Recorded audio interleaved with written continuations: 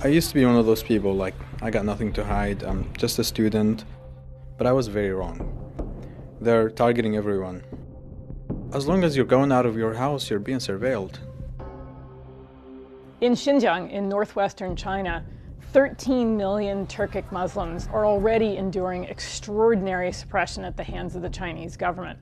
And authorities there are building a surveillance state to be able to track their every move.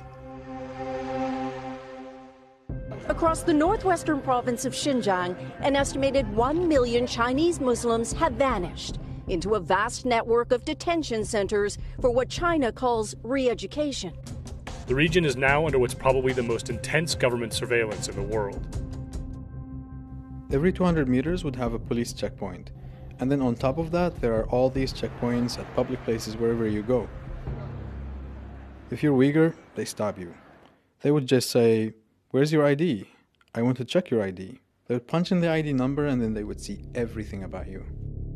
One tool at the heart of Xinjiang's surveillance system is the IJOP, or the Integrated Joint Operations Platform.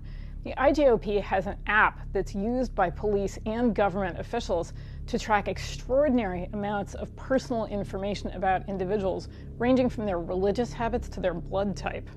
Human Rights Watch got a hold of a copy of the app and used a technique called reverse engineering to look at the source code, basically the design of the app.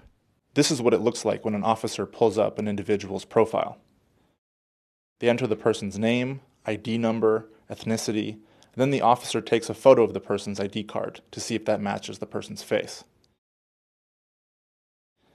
As you scroll, you see more information is being collected from the person, including their address, how tall they are, their blood type, their educational level, their occupation, their political affiliation, information about their car, license plate, driver's name, driver's ID card number.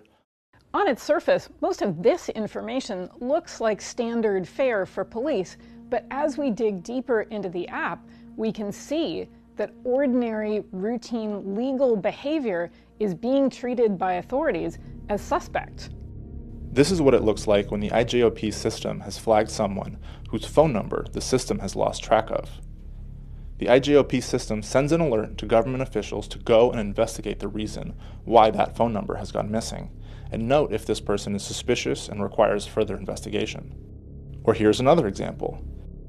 This is a report that the IJOP system sends to government officials about someone who used an unusual amount of electricity. The report includes the date in which the unusual amount of electricity used was logged by the system, how much electricity was used, what was the meter reading, and what is the usual range of electricity used. Then the government official is required to go and investigate this person. If you use WhatsApp or Viber or Telegram, that might be considered suspicious.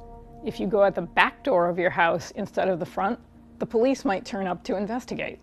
The list goes on. The information from the app feeds into a central system and combines with information from other surveillance systems, including CCTV cameras that rely on facial recognition software, and even Wi-Fi sniffers that are used as people walk through checkpoints to pull information off their phones. The IJOP system aggregates all this data about people, flags those it deems suspicious, and sends alerts to nearby officials.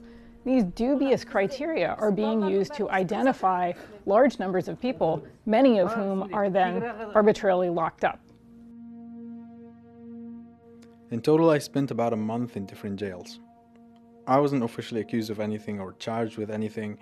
The official paperwork said something like, I was arrested under the suspicion of disrupting the societal order.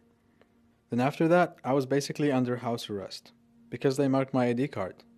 It's time for the Chinese government to stop persecuting perfectly legal behavior.